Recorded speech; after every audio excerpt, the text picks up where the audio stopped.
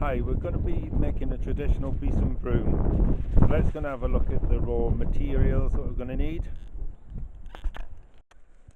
This is some hazel, and the more silvery one is ash, both traditionally used for handles of not only brooms but other implements as well. This is the birch tree. These wispy branches are what are used traditionally for the brushes of the broom. These have come into leaf now, so they're no good. The branches need to be taken in the autumn winter months when there's no leaves on the trees.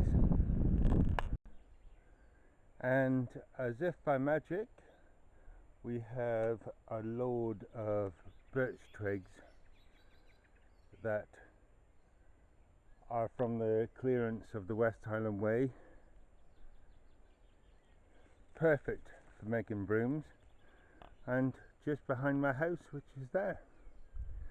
And also in amongst that is a few branches of ash that I'll be using for handles.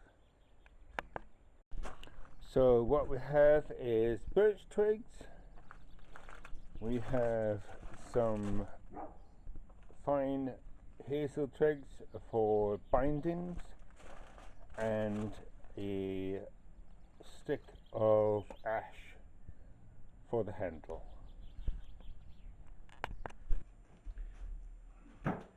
Right, so we've got our handle, which is roughly 2.5 feet long, and now we're going to drill a hole through one of the ends.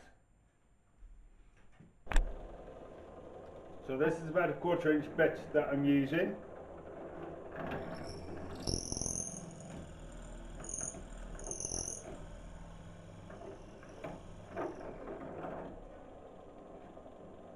So that's a hole right through, and this is a peg I cut earlier, and that peg is going to go through the handle.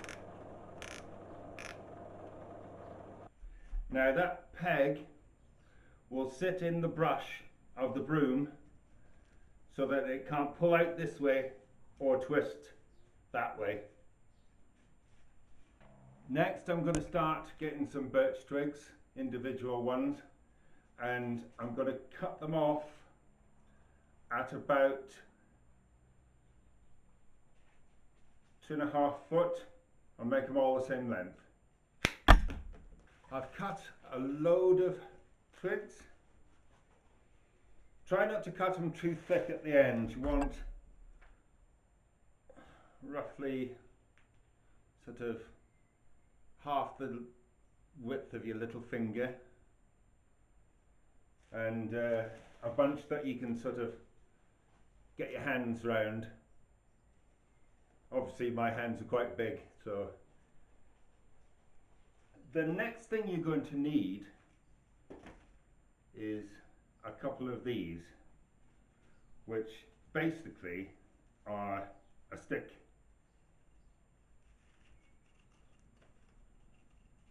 with a loop of string or rope tied to it.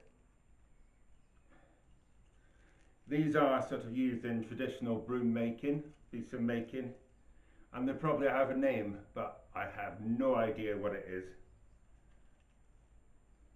So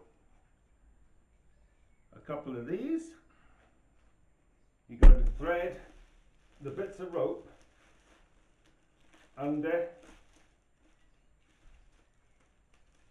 your twigs and feed it through, and do it at the top and about halfway down.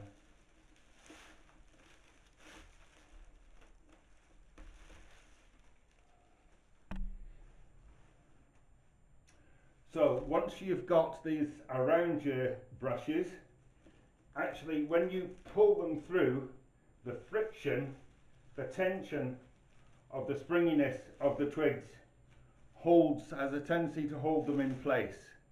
And there you have your sort of starting to get your broom or brush structure now.